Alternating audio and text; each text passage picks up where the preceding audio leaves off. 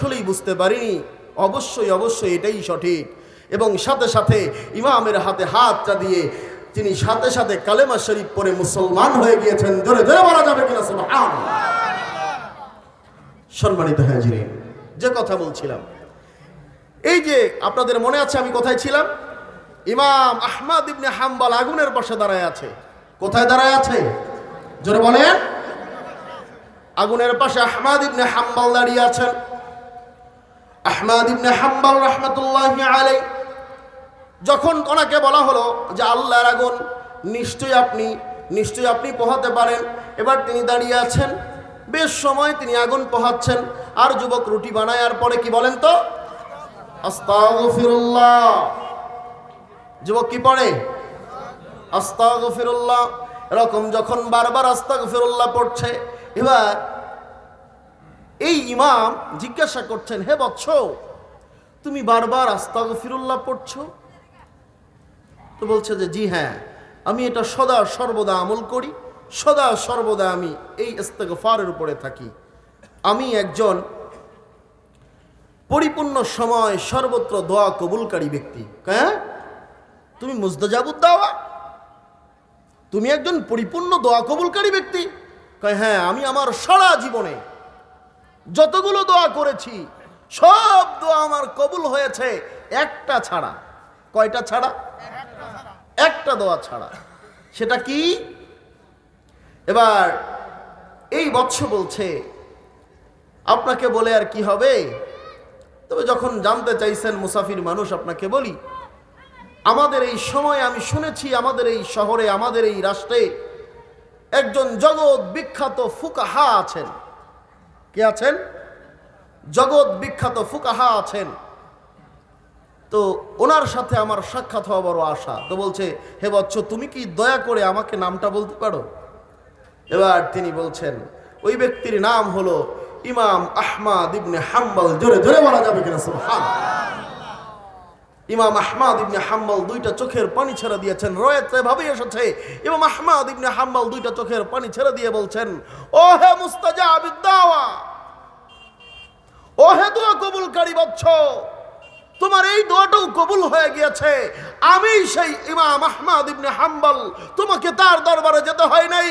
আল্লাহ তোমার দোয়া এমন ভাবে কবুল করেছে, তোমার ইস্তিগফার এমন ভাবে কবুল করেছে, আমি ইমাম আহমদ ইবনে হাম্বলকে তোমার দুয়ারে নিয়ে এসেছি। জোরে বলেন সুবহানাল্লাহ। কখনো যদি মনের ইরাদাটা, মনের ইচ্ছাটা, ইস্তিগফারটা, মনের চাওয়াটা আল্লাহর দরবারে কবুল হয়ে যায়, আরে বেটা, তোমাকে যেতে হবে না, তোমার কাছে পৌঁছে যাবে। ঠিক কিনা জোরে বলেন। সম্মানিত হাজিরিন, আল্লাহর দেওয়া সমস্ত কিছুর উপরে সন্তুষ্ট থাকতে হয়। কি থাকতে হয়? সন্তুষ্ট থাকতে হয়। আজকের আমাদের সমাজে দেখবেন, এই যে যুবক যুবতীরা অবাধ চলাচল করছে, ঘোরাফেরা করছে, আপনি বড় আশ্চর্য হবেন, আপনাদের কাছে কিছু মেসেজ না দিলেই নয়। সেটা হলো,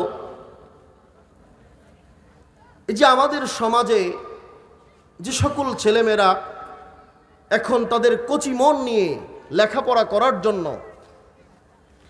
মসজিদে যায়, মাদ্রাসায় যায়। মসজিদ মাদ্রাসায় তো আমরা খুব কম দিই, আমরা তো ডাইভার্ট হয়ে গিয়েছি, তাই না? জেনারেল শিক্ষার দিকে।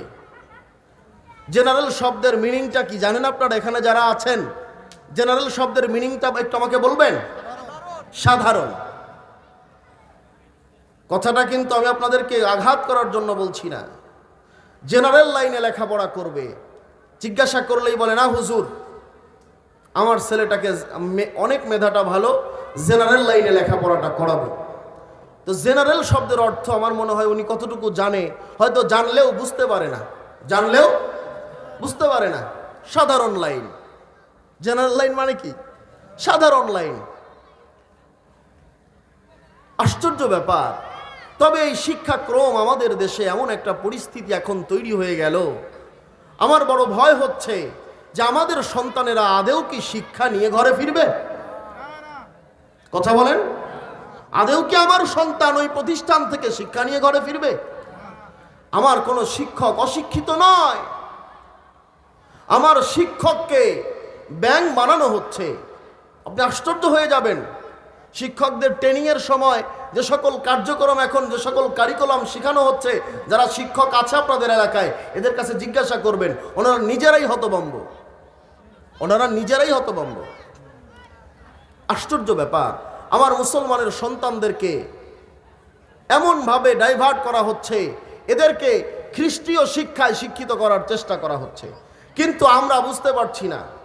আমরা অনেকে বুঝতে পেরেও আমাদের হাত তাদের কাছে বাঁধা রয়েছে, তারা চাইলেও কিছু বলতে পারছে না। কিভাবে? আজ পশ্চিমা বিশ্ব তাদের ভিশন কমপ্লিট করে ফেলেছে। কিভাবে কমপ্লিট করেছে? তারা এখন চেষ্টা করছে যে বাংলার মানুষ, বাংলাদেশটা একটা স্বাধীন ভূখণ্ড, এই ভূখণ্ডে হস্তক্ষেপ করা এত সস্তা নয়। এদেরকে মূর্খ বানাতে হবে। কি বানাতে হবে? মূর্খ বানাতে হবে। এবার এদের বই থেকে শিক্ষা উঠিয়ে নিতে হবে, অপশিক্ষা ঢুকিয়ে দিতে হবে, তাহলেই সম্ভব।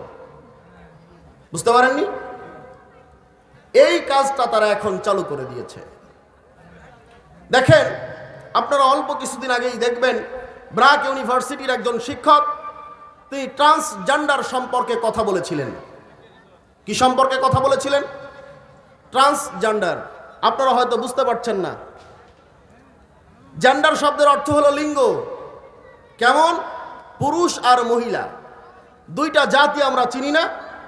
আরেকটা জাতি আমাদের মধ্যে আছে, সেটা হলো থার্ড জেন্ডার, হিজড়া, যাদেরকে আমরা হিজড়া নামে চিনি।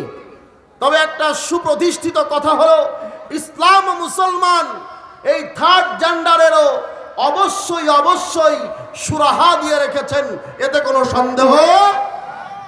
আমার আল্লাহ তাআলা কোরআনে ঘোষণা করেছেন, তোমরা এবং তোমাদের অপরিবর্তিত জাতি, তোমাদের মেয়েরা এবং তোমাদের মধ্যে যারা মেয়েও না ছেলেও না, কি না, মেয়েও না ছেলেও না, সকলেরই হক আছে না নাই? আছে না?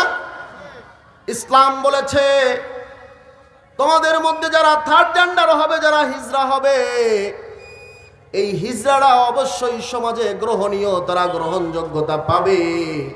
কেননা আমার আল্লাহ তাআলাই তাদেরকেও সৃষ্টি করেছে। নাকি অন্য কেউ সৃষ্টি করেছে? জোরে বলেন। আল্লাহ তাআলার হাবিব, আমার আপনার নবী, যখন মেরাজ করেছেন, মেরাজ বোঝেন মানে ভাগ বাটোয়ারা যখন করেছেন, তখন ভাগ বাটোয়ারার বিষয়ে হাদিসগুলো যখন পড়বেন, যারা আলেম ওলামা আছেন, দেখবেন খুব সুন্দরভাবে এই বিষয়টাও বর্ণনা করা রয়েছে।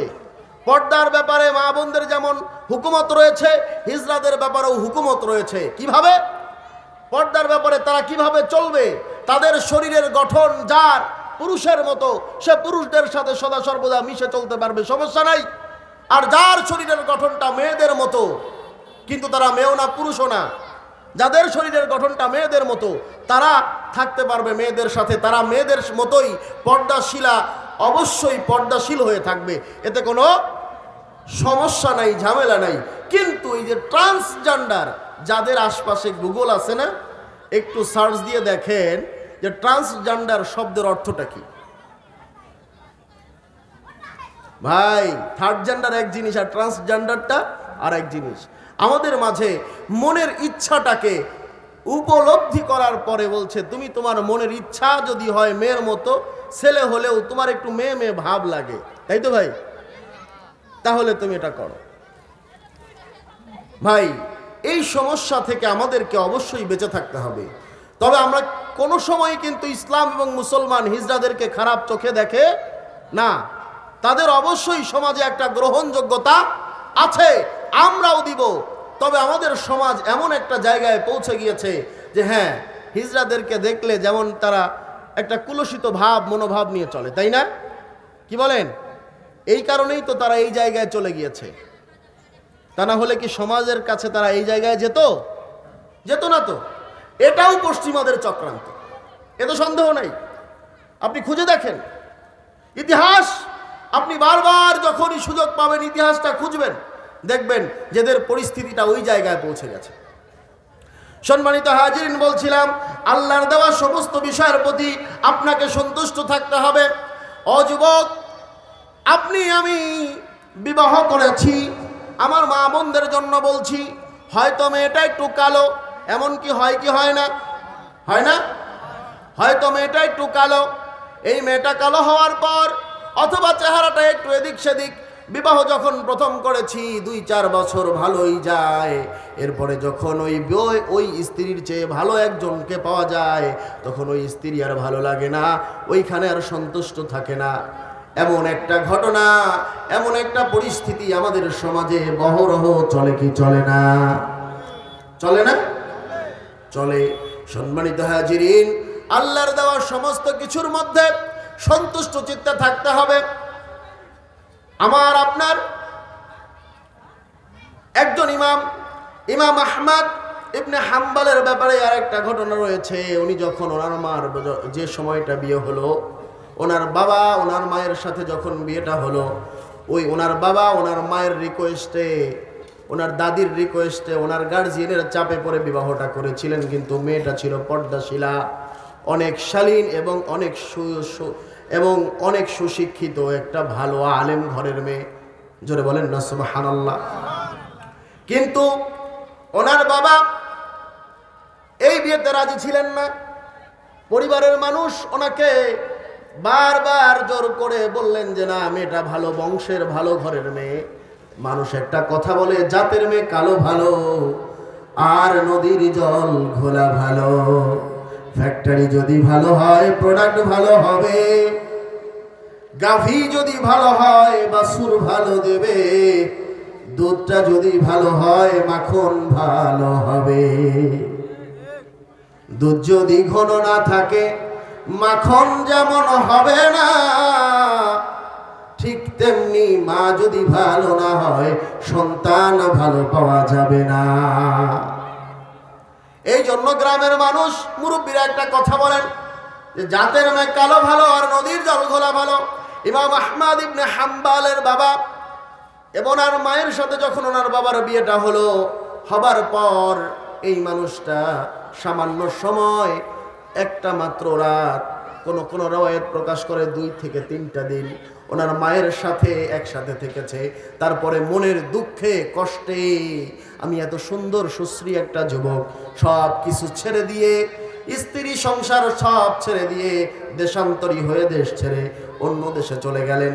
1 দিন নয়, 2 দিন নয়, কম বেশি 18 বছর। কয় বছর? কয় বছর? কম বেশি 18 বছর সময় ওখানে পার হয়ে গেল। 18টা বছর পর এই ইমামের বাবা একদিন রাস্তার পার দিয়ে হেঁটে যায়, দেখে একটা রাস্তার ধারে একটা মেয়ের লাশ পড়া আছে। অনেক মানুষ ভিড় করে নিয়েছে। উনি ওইখানে গেলেন, যে বলছেন ঘটনা কি হয়েছে। তিনি বলছেন, ওই জায়গার স্থানীয় মানুষেরা বলছেন, ও মুসাফির, ও ব্যক্তি, এই জায়গাতে একটা যুবতী মেয়ে আত্মহত্যা করেছে। কেন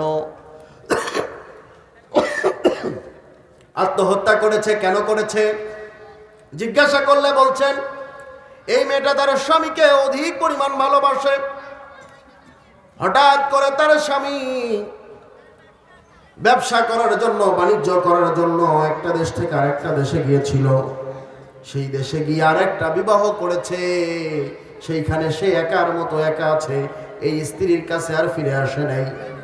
কেউ কেউ বলেন যে না, ঘটনাটা এমন ছিল, ওই স্ত্রীর স্বামীটা হঠাৎ করে মারা গিয়েছে। স্বামীর সঙ্গে ব্যক্তি থাকতে না পেরে আত্মহত্যা করেছে।